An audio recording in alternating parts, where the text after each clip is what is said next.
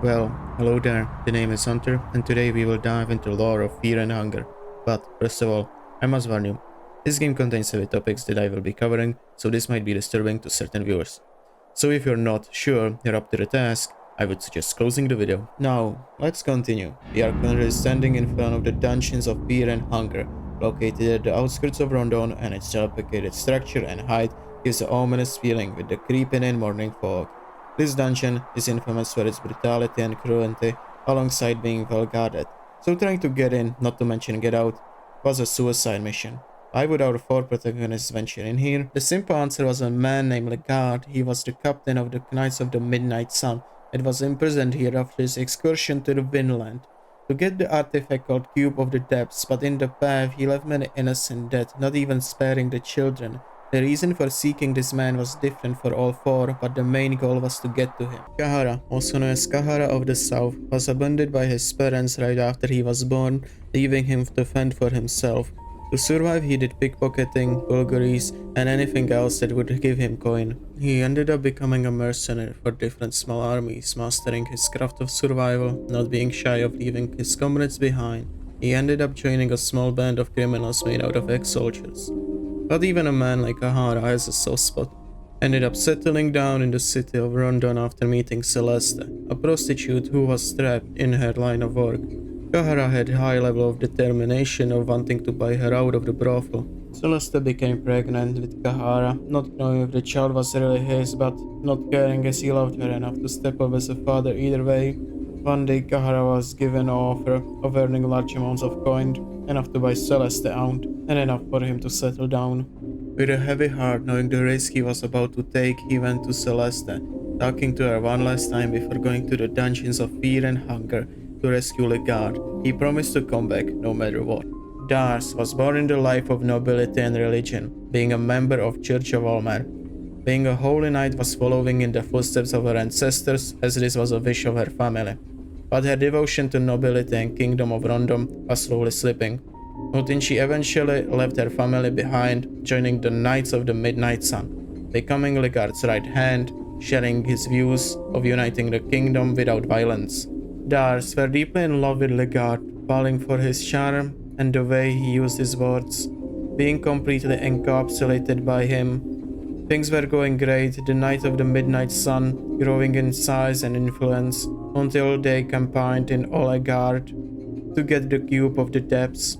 This ruins the reputation of their mercenary band. The Kingdom of Rondon used this as a reason to attack the Knights of the Midnight Sun, wounding and killing large parts of it. A small unit with Legard and Dars managed to break off, until they were cornered and they tried their last push where Legard was captured and Dars barely managed to escape. But she learned about Legard being kept at the dungeons of fear and hunger. She quickly got ready, embarking on the mission as fast as she could, giving this the final shot at it all. Enki, from the lineage of Dark Beast, specializes in occultism and gaining affinity with all gods. At a young age as a Dark Beast ceremony, he had a duel with his sister, his real body being his downfall, but his sister spared his life. Seeing the opportunity to strike his sister from behind, he took it, stabbing her in the spine and using blood magic to make her into a ghoul. His heart cold as always, only caring for his own self-growth. By this, he completed the Ascension ritual, showing how one must be cruel to become a Dark Priest, not regretting his action. He studied the different deities, their powers, but his main goal was to travel to Kingdom of Rondon and its prestigious libraries that contains all the knowledge he needed. He studied and learned until he couldn't find anything more. Feeling empty and not wanting to live an empty life, he offered himself as a sacrifice to Olmer. He was put on a cross, but he seen a vision from Nilvian about a prophesied name called Legard. Enki, being frustrated of his ascension, he made the other Dark Beast to put him down from the cross and embarked to see this man in the dungeons of fear and hunger, not wanting another man to bask in the glory of godhood, ready to learn more about the man and snatch the opportunity from Legard for himself if he was able to. Ragnvaldr, also known as the Outlander, was born in the kingdom of Oldgard, having blessed childhood with presence of both of his parents. As the time passed, the winters in north grew colder and the summers became shorter, making food hard to come by. Grown Ragnvaldr, alongside the other brave men of Oldgard, embarked on an excursion to Vinland across the ocean that stretches endlessly. He barely survived alongside few of the other men, seeing deities he never saw. The only thing they brought back was the Cube of the Depths, at least making this another complete failure, alongside being hardened by this experience, teaching him the art of survival. Arriving back from his hunting expedition, Ragnvaldr has come back to the village just to see it raided and the bodies both of his tribe and invaders laying on the ground. Knights of the Midnight Sun invaded Gard, taking the Cube of the Depths. Ragnvaldr's tribe was slaughtered alongside his wife Hilde and child Bjorn, not leaving anyone alive besides him. With his heart full of rage, the blood in his veins feeling like it's about to boil, the only thought in his mind was vengeance. Ragnvaldr embarked on the journey to the dungeons of fear and hunger in order to exact his revenge on the guard and bring back the Cube of the Depths to its original place. Well, hello there again. You made it this far, and with that you learned our protagonist's reasoning for why they're venturing the dungeons of fear and hunger and their current goals. But you probably picked up on me talking about deities and something called the old gods. And not wanting to keep you in the dark, let me explain them to you, dear viewer. You see, the old gods were the one that created the world as we knew it, but they grew disinterested, no longer interacting with the world directly anymore, leaving only traces of themselves behind. Although just a small amount of their power was still greatly powerful. Grogorov, the destroyer of man, is the god of destruction and human sacrifices. He wishes for blood to be spilled in his name. Destruction is seen as the part of natural order, with death being unnecessary to pave the way for new life. He gifted blood magic to mankind that is associated with high destructive power. Grogorov is a curious god, more than any of the other older gods. His followers are known as Wolf Mask cult, doing sacrifices and cannibalistic rituals in his name. Sylvian, a goddess of fertility, love, lust and creation. Sylvian created man and woman at the dawn of time, along the creation of the world. She loved the humans she created. She could be seen as a mother goddess. Her magic has healing properties, alongside marriage rituals, fusing two people into one, so they can always be together. Sylvian and Grogorov made a beautiful balance, her filling in the space made by Grogorov's destruction with life. Her union with Grogorov also spawned another old god, Venushka, the god of nature. Her followers are known as bunny cultists, adoring a bunny mask while they do mating rituals and orgy in her name. God of the depths, god of insects, and any cave-dwelling creatures. This god being shrouded in mystery, as they are not most the relevant god, and its followers being simple-minded creatures most of the time. Worshipped by those who are forsaken and forgotten, and mostly even the remnants of it seem to be in a deep slumber. Olmer, also known as the Ascended One, being the first ever mortal to ascend to godhood so far. His ascension took place right after his death by crucifixion, this marking the beginning of a new calendar. His mortal remains were laid to rest within the ancient tomb near the ancient city Mahabra. His ascension shook the belief in the old gods, making their worship fall into obscurity for the common people. Church of Olmer became one of the most relevant religions in the world. His power rivals the old gods at their prime. With the old gods falling into obscurity, a power vacuum was created, and that is where the new gods have stepped in. They are mortals that have ascended, but not to such a status like Olmer did, but still gaining lots of power, but nothing that would hold up a light to all gods. There are many that have stepped up and fallen for this new role, but the most relevant ones are Francois, Nilvian, Vatale, Chambara. Let me explain them in depth. Francois, the dominating one, born with the soul of domination, makes people around him bend to his will. After his ascension, Francois established his residence at the Golden Temple, which served as his stronghold. He guarded the throne of ascension from any outsiders who entered Mahabra without his permission. He ruled this land with an iron fist and went to grave lengths to ensure that he remained in power. His mind went mad thinking he can ascend one more time, but eventually giving up on his mad dream. Nilvian, the Endless One, born with the soul of the Endless, a force that drove her to constantly yearn for freedom and explore the depths of her creativity. Her belief in the boundless potential of humanity and the idea that anything can be achieved through perseverance and effort. Nilvian has a detached state from physical reality, enabling her to visit people in their dreams. However, if this power also imposes any limitation remains uncertain, as she is known to request assistance from strangers For tests that require physical action, the Tormented One, also known as Chahara, was born with the soul of Tormented. Because of this, he was destined to suffer all of his life. Accepting this fact made him stronger. When he settled on his name, Chahara, he was a poet going by the ideology that only true art can be found in suffering. This obsession of his continued with him into his godhood, his body being stripped of its skin, being impaled by the chains of torment, and part of his flesh becoming his attire. He tortured himself for hundreds of years, alongside extending his torture on others, making them suffer for his sick sense of true art. Bartail, the Enlightened One, born with the soul of Enlightened, driving him to endlessly pursue new knowledge and uncover secrets beyond the reach of the ordinary. Taking over the ancient libraries of Mahabharata, where his quest to create artificial life started.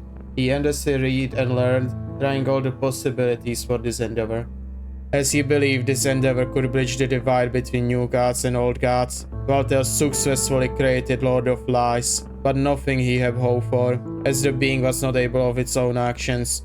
As well mechanical entity named Uterus, for his pastime pleasure. His work never completed as he has given up, seeing the superiority of the old god's power.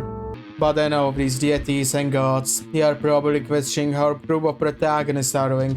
To be honest, explaining the way our protagonists interact with each other is only a speculation, but playing on the hardest difficulty, we can get a canon ending. They are called as endings, meaning that Legard is dead, and we cannot recruit any of the other protagonists into our party. But let me explain how our protagonists ended up. I will cover ascendings alongside two other endings that are canon. Dar's ascending name, the true god of fear and hunger. After finding Legard dead, she decided to go to the library of Mahabharata, searching for any way to bring back her beloved, being successful in finding two parts of Rebirth of the Beloved spell. After finding her way back to Legard and using the spell on him, he becomes a skinless humanoid with sharp teeth, becoming more a monster than a man, thinking that he has ascended to godhood. But knowing from the second game, Fear and Hunger Termina, he becomes the Yellow King like an ending sea. For this Das must have brought him to the throne of ascension. Although because of his new body and not having a specific soul type, he was enchained to the cycle of new gods. Chahara ascending name, Happy Ending. Chahara, after finding that Legard is dead, has decided to find any other way to make enough money to buy Celeste out, and meeting a man named Isaiah, this man called himself a veteran of the dungeon, and offered to sell maps to Chahara, with treasure buried in Mahabharata, and after finding the both, Isaiah ambushed Chahara. As Isaiah had no use for him now, he didn't want any loose ends. He was ready to kill Chahara, but Chahara made a quick work of him. Sweeping his legs and taking off his head, he quickly rummaged through his clothes, finding another map. Looking at the map, he already seen this location before. But so needing to obtain the key for the treasure, he went to the tombs of the gods, quickly dealing with the puzzle and finding corpse of Omer and the key he needed. He made his way through Mahabharata, finding the location and digging up the treasure. It was the crown of the king. It was so valuable that it would make him richer than any royalty. He exited the dungeon and came back to Celeste, buying her out and becoming one of the most richest and influential men. Sadly, this ending being one of that is probably not canon. With the clues given, there is no mention of Chahara and Fear and Hunger Termina, alongside one of the protagonists needing to finish the ending A, which is canon. The girl, ending A, the god of Fear and Hunger, was most likely done by Chahara.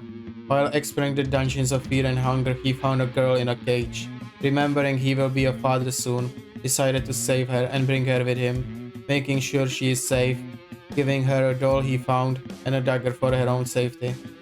But after finding out Legard was dead, he went along with the others to Mahabharata. While defeating the new gods and hearing the plea of Nilvian of taking the girl to the god of the depths, he agreed to this, as Nilvian said this is the best for the girl and Chahara believed her.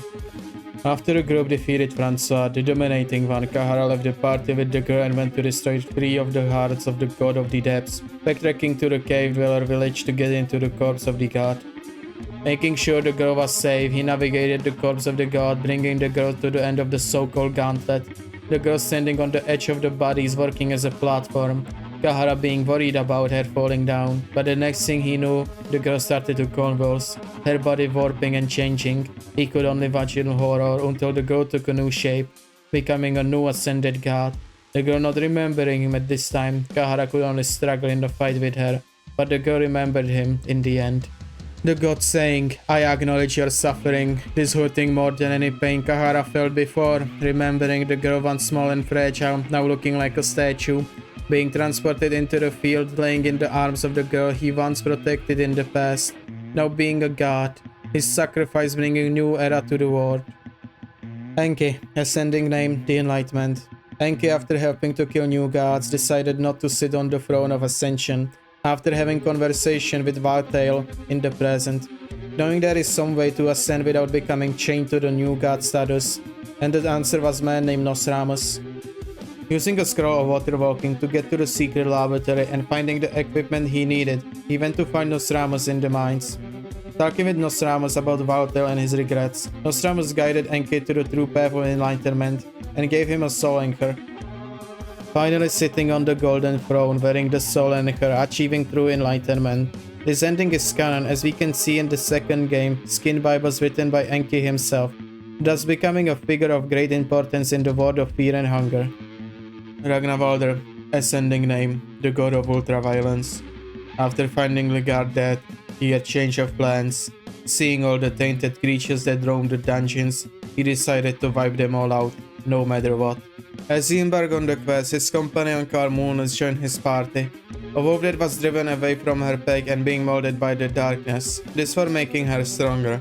But unlike most, not succumbing to the darkness completely, still being loyal companion to him. Ragnvaldr and Moonless trained the tainted creatures one by one, being a great team, but there was still a spirit that needed to be put to rest. Grabbing the eastern sword from the ground, the assassin spectre appeared, ready to clash with him. Ragnvaldr bested it in the combat, the spirit lifting the curse from the sword as a gratitude of being able to rest. Ragnvaldr also took miasma, as it being a cursed sword and not wanting to let it fall in the wrong hands. After he took the cube of the depths, he left the dungeon, giving it one last look before it disappeared behind the horizon, and he continued his journey to drive away the darkness from the world with his new companion. Ragnvaldr ascending is canon, as in Fear and Hunger 2, there is a long descended named Argos, an appearance of Moonless that have grown into a huge beast. Nashra, ending Beam, the older one. Nashra probably went to the gauntlet after Chahara destroyed the hearts of the god of the depths. Nashra quickly makes his way to the end of the gauntlet and faces the traces of Grograf, taking him in a fight but failing miserably, getting burned to a crisp and falling down a cliff, now stuck in the seemingly bottomless pit, losing any of his remaining power he once had. Before the events of Fear and Hunger termina, one of the characters named Osa went to a place where the archaeologists found the dungeons of Fear and Hunger. Osa managed to find Nashra's head there, now being mummified and burned, but somehow still alive, being able to speak to the Yellow Mage, passing down his vast knowledge to Osa. We have arrived at the end of this video, this being my first attempt on actual Lord content. I didn't want to blow this video with too much information and keep it more as an interaction to the world. I want to cover side characters in the future videos too. I want to thank you for watching this video. I would appreciate if you subscribed and gave it a like. Also big thanks to the people that supported me by hyping me up while I was working on this. You know who you are and I appreciate it. This was a brief look into the world of Fear and Hunger, and I hope you have a good rest of your day. And with this, Hunter is signing off.